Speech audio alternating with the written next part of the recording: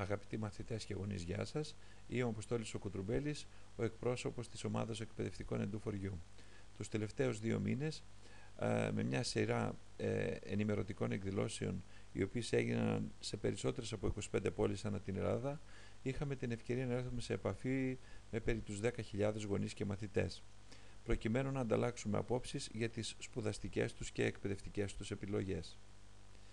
Σήμερα, μέσα από το σύντομο αυτό βιντεάκι, ολοκληρώνουμε την όλη αυτή προσπάθεια με την παρουσίαση των αναμενόμενων βάσεων πανελλαδικών εξετάσεων 2014. Όπως είναι γνωστό, η διαμόρφωση των βάσεων επηρεάζεται κατά ένα ποσοστό 80% από την κλιμάκωση του γενικού βαθμού πρόσβασης και κατά ένα ποσοστό 20% από τις επιδόσεις στα 2 βασικά μαθήματα ανακατεύθυνση. Στην οθόνη μας βλέπουμε τα αντίστοιχα διαγράμματα της θεωρητικής κατεύθυνσης. Σε όλες τις διαφάνειες που θα ακολουθήσουν, με κόκκινο χρώμα είναι η περσινή χρονιά όσον αφορά τους γενικούς βαθμούς πρόσβασης και με μπλε η φετινή χρονιά 2014. Όσον αφορά όμως τα βασικά μαθήματα, τα χρώματα είναι ακριβώς τα ίδια αλλά αντίστροφα. Δηλαδή με κόκκινο είναι το 2014 και με μπλε το 2013. Σε σχέση με τη θεωρητική κατεύθυνση, η κλιμάκωση του γενικού βαθμού πρόσβασης το 2014 προσομοιάζει σε πολύ μεγάλο βαθμό με αυτή το 2013. Αν πάρουμε υπόψη μας και τις επιδόσεις στα βασικά μαθήματα, η γενικότερη αίσθηση, βλέπουμε δηλαδή ότι στα βασικά μαθήματα φέτος έχουν γράψει αρκετά καλύτερα στα αρχαία, μέχρι την επίδοση του 15 περίπου, όπου συναντιούνται οι επιδόσεις των 2 ετών, αλλά σε όλη τη διαστρωμάτωση από το 10 έως το 20 στην ιστορία έχουν γράψει χειρότερα φέτος τα παιδιά. Αν πάρουμε υπόψη μας αυτή τη μίξη, δηλαδή με γενικούς βαθμούς πρόσβασης παραπλήσεως ελαφρώς καλύτερους φέτος, με συν καλύτερες επιδόσεις στα αρχαία και λιγότερο καλές στην ιστορία, βγαίνει μια αυξητική τάση σε όλη τη διαστρωμάτωση της κλίμακας.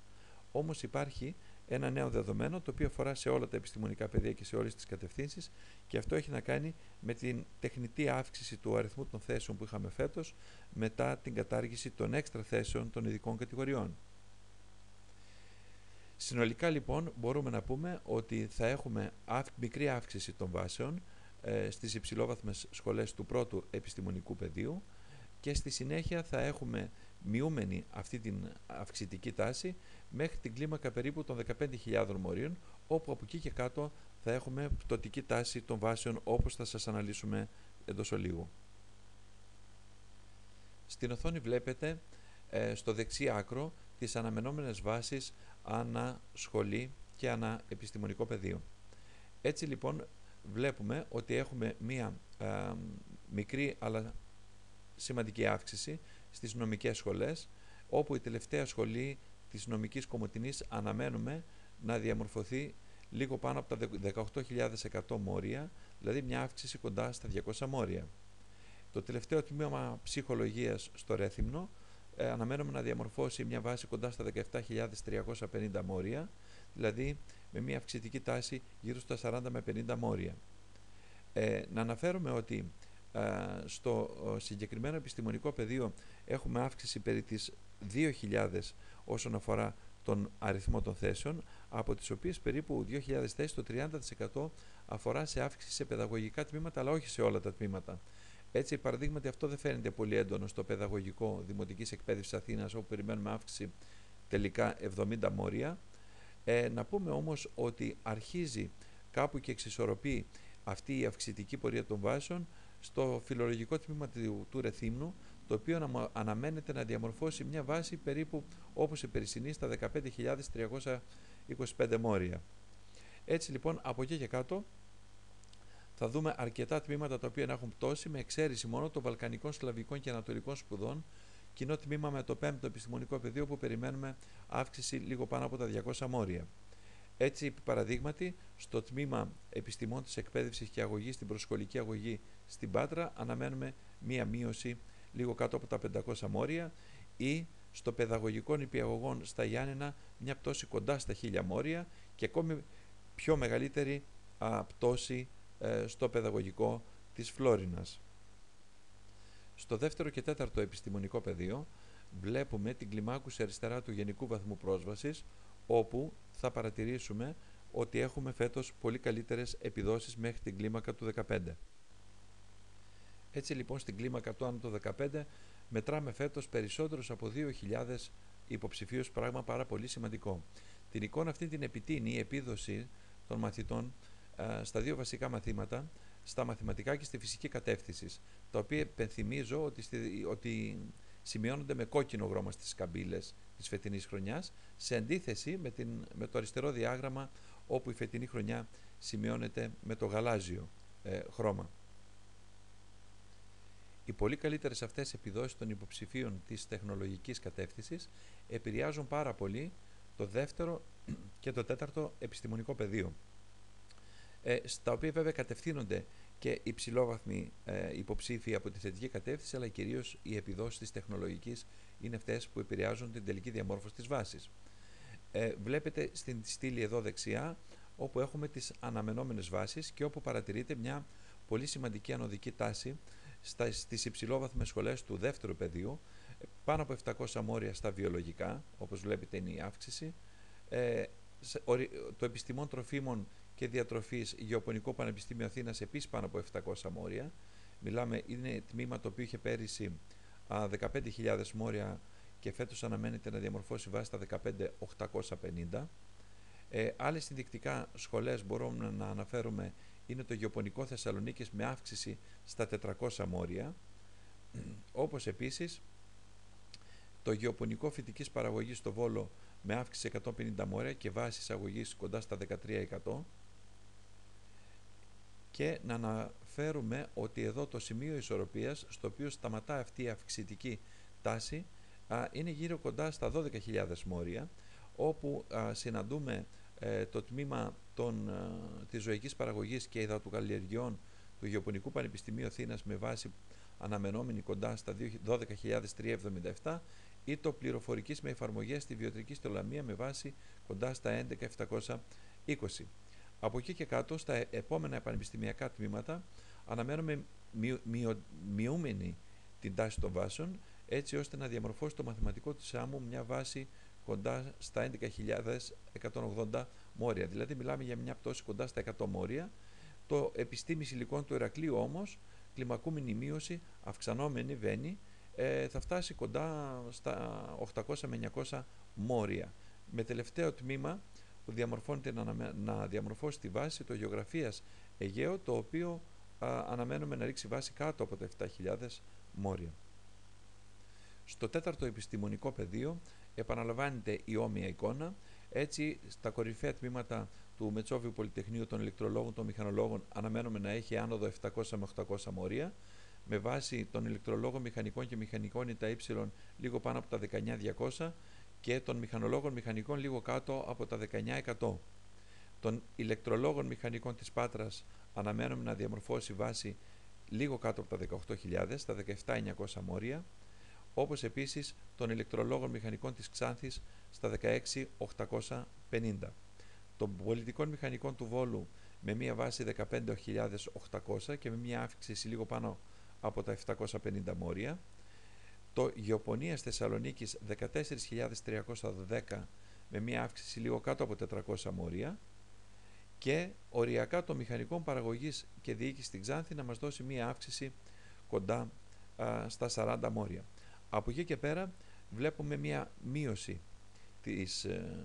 των βάσεων, έτσι ώστε να διαμορφώνουν τα τμήματα των μηχανικών περιβάλλοντος στην Ξάνθη χαμηλότερα από πέρυσι βάση, πάνω από 100 μόρια βλέπουμε την πτώση, ή να αναφέρουμε δεικτικά άλλο τμήμα με πολύ μεγαλύτερη πτώση, όπως το μηχανικών οικονομίας και διοίκησης της Χίου με πτώση κοντά στα 800 μόρια.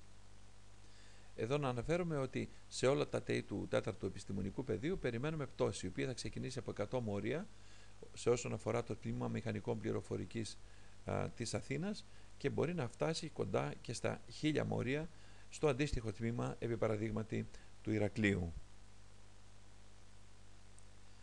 Στο τρίτο επιστημονικό πεδίο έχουμε πολύ μεγάλη συσσόρευση αριστούχων. Βλέπετε λοιπόν στην κλιμάκωση του γενικού βαθμού πρόσβασης ότι μέχρι την κλίμακα του 18 έχουμε αρκετές χιλιάδες υποψηφίων περισσότερες και η εικόνα αυτή επιτείνεται εάν κοιτάξουμε με συγχωρείτε, τα διαγράμματα των βασικών μαθημάτων βιολογίας και χημείας της θετικής κατεύθυνσης, όπου στην κλίμακα του 18-20 πάλι έχουμε σημαντική αύξηση των αριστούχων. Βέβαια, η εικόνα αυτή ανατρέπεται όσον αφορά τα βασικά μαθήματα από τα 18 και κάτω και όσον αφορά το γενικό βαθμό πρόσβασης γύρω στο 16 και κάτω. Άρα αυτό έχει σαν συνέπεια το να έχουμε μία εξισορρόπηση των βάσεων κοντά στα 15.000 μόρια, πράγμα που σημαίνει ότι ναι μεν από τη μία θα έχουμε σημαντική αύξηση στις υψηλόβαθμες περιζήτητες σχολές, αλλά σε αρκετά ΤΕΗ θα έχουμε πτώση η οποία θα μπορεί να καταγραφεί στα τελευταία ΤΕΗ ως αρκετά σημαντική. Βλέπουμε αναλυτικά τις αναμενόμενες βάσεις όπως τις δίνει η ομάδα του Edu4U σε όσον αφορά τις ιατρικές, φαρμακευτικές και λοιπές υψηλόβαθμες σχολές του τρίτου επιστημονικού πεδίου. Για την ιατρική Αθήνας αναμένουμε βάση πάνω από 19.200 μόρια, στα 19.260 τη δίνουμε όπως βλέπετε. Για την ιατρική της Πάτρας οριακά κάτω από τα 19.000 μόρια, και να αναφέρουμε ότι τελευταία ιατρική τη δίνουμε στην ιατρική Αλεξανδρούπολης λίγο κάτω από τα 18.700 μόρια, συγκεκριμένα 18.680 μόρια.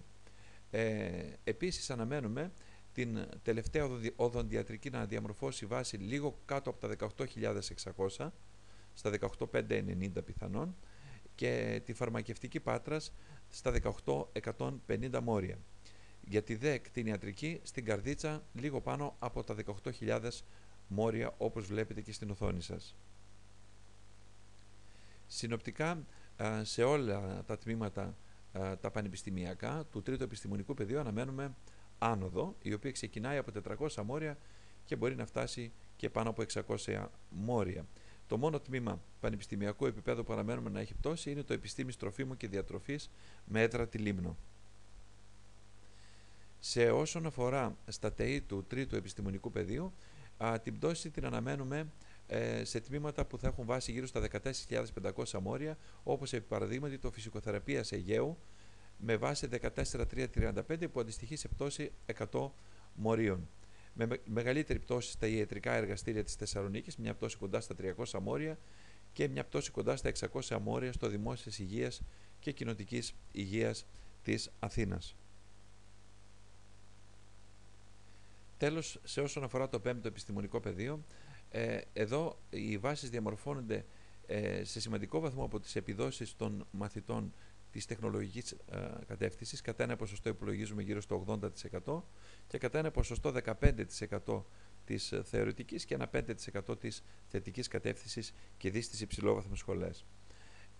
Εάν δούμε το πίνακα από τον οποίο είχαμε σχολιάσει προηγούμενα για την τεχνολογική κατεύθυνση, όπου έχουμε μέχρι την κλίμακα το 15 πολύ σημαντικές επιδόσεις και πάρα πολλούς υποψηφίους, και κοιτάξουμε τα βασικά μαθήματα στο δεξί άκρο της οθόνης των αρχών της οικονομικής θεωρίας και των μαθηματικών γενικής παιδείας, βλέπουμε ότι στις υψηλόβαθμες σχολές διατηρείται αυτή η εικόνα, όμως από την κλίμακα από το 18 και κάτω ανατρέπεται, και όσο προχωράμε πιο κάτω ανατρέπεται πάρα πολύ σημαντικά.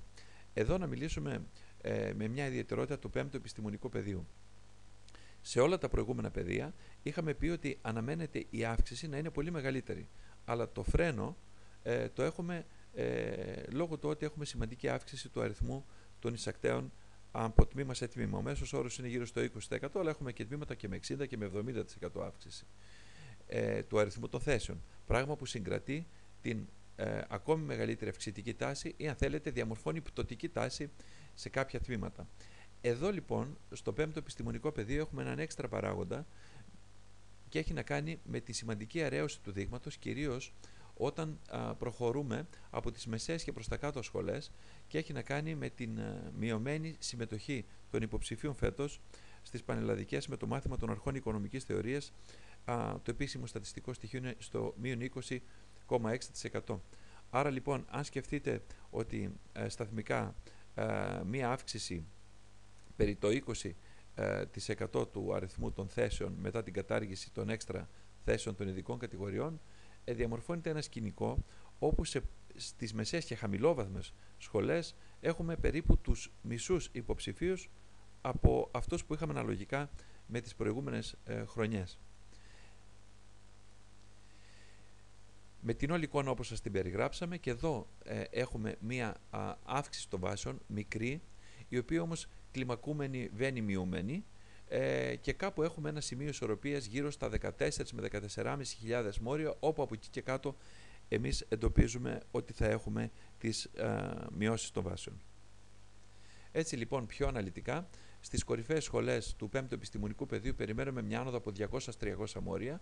Επί παραδείγματι το Λογιστικής και Χρηματοοικονομικής Πανεπιστημίου Μακεδονίας αναμένουμε να έχει μια βάση κοντά στα 17.250, αλλά να πούμε ότι περιμένουμε μια πολύ σημαντική αύξηση της βάσης στο Λογιστικής και Χρηματοοικονομίας στο Οικονομικό Πανεπιστήμιο της Αθήνας, που θα είναι περίπου διπλάσια, εκτιμούμε, και αυτό έχει να κάνει βέβαια με το ότι αυξήθηκαν κατά πολύ οι θέσεις στο αντίστοιχο τμήμα της Μακεδονίας σε αντίθεση με το τμήμα του Οικονομικού Πανεπιστημίου Αθήνας. Η αύξηση λοιπόν θα είναι περίπου σταθμικά γύρω στα 200 με 300 μόρια και στα υπόλοιπα τμήματα, επί παραδείγματι Χρηματοοικονομικής του Πανεπιστημίου Πειραιά με 15.770, Οικονομικών Επιστημών Μακεδονίας με 15.590, και δημιουργείται κοντά στη βάση της Οικονομικής Επιστήμης του Πειραιά ένας ισοσκελισμός, και από εκεί και κάτω έχουμε μία μείωση η οποία βαίνει αυξανόμενη. Ξεκινάει από τα 34 μόρια αυτή η μείωση στο οικονομικό τμήμα του Πανεπιστημίου του Αριστοτελείου, και μπορεί να φτάσει και τα 600 μόρια στο αντίστοιχο τμήμα της Κομοτηνής με βάση κοντά στα 11.400 μόρια. Στα τελευταία οικονομικά πανεπιστημιακά τμήματα περιμένουμε η μείωση να ξεπεράσει τα 1.000 μόρια και να φτάσει και τα 1.500 μόρια. Εάν πάμε στα αντίστοιχα ΤΕΗ, εδώ θα δούμε ότι θα έχουμε μειώσεις των βάσεων, οι οποίες στα πλέον υψηλό βαθμό μπορεί να είναι κοντά στα 500 μόρια, αλλά αυτήν βαίνει αυξανόμενη, και θα έχουμε και τμήματα όπως το Διοίκηση Επιχειρήσεων Λάρισσας με μείωση πάνω από 1.500 μόρια, ή ίσως και κάποια τμήματα όπως Διοίκηση Επιχειρήσεων και Οργανισμών στην Καλαμάτα περιμένουμε να ξεπεράσει η πτώση και τα 2.000 μόρια.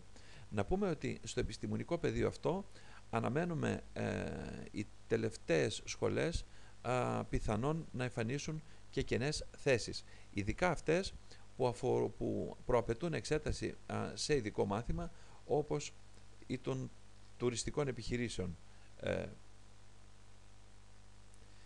Έτσι λοιπόν, περιμένουμε η Διοίκηση Επιχειρήσεων Γρεβενά, η Διοίκηση Επιχειρήσεων Ιγουμενίτσας, Λευκάδας να παρουσιάσουν βάση κάτω από 4.000 μόρια, και αυτό θα έχει να κάνει όχι με το ότι δεν θα μπορούσε να πάει ακόμη πιο κάτω, απλά δεν θα υπάρχουν άλλοι υποψήφοι.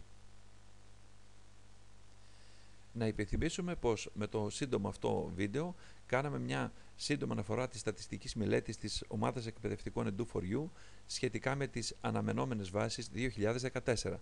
Το τονίζουμε αυτό, ότι οι βάσεις αυτές που αναφέραμε είναι αναμενόμενες, και ότι οι πραγματικές βάσεις σε κάθε περίπτωση θα βγουν στα τέλη Αυγούστου, μετά την επίσημη ανακοίνωση των αποτελεσμάτων των φετινών πανελλαδικών εξετάσεων. Καλά αποτελέσματα σε όλους σας, και να μην ξεχνάτε πως η σίγουρα χαμένη μάχη είναι αυτήν που δεν δόθηκε ποτέ. Να είστε όλοι καλά. Αν θέλετε να δείτε αναλυτικά τις εκτιμήσεις για τις αναμενόμενες βάσεις, μπορείτε να μπείτε στην ιστοσελίδα μας www.edu4u.gr, όπου μπορείτε να κάνετε login, να μπείτε μέσα στο πρόγραμμα συμπλήρωσης μηχανογραφικού δελτίου, και μέσα εκεί θα δείτε την αντίστοιχη στήλη, όλες τις αναμενόμενες βάσεις για όλες τις σχολές του φετινού μηχανογραφικού δελτίου.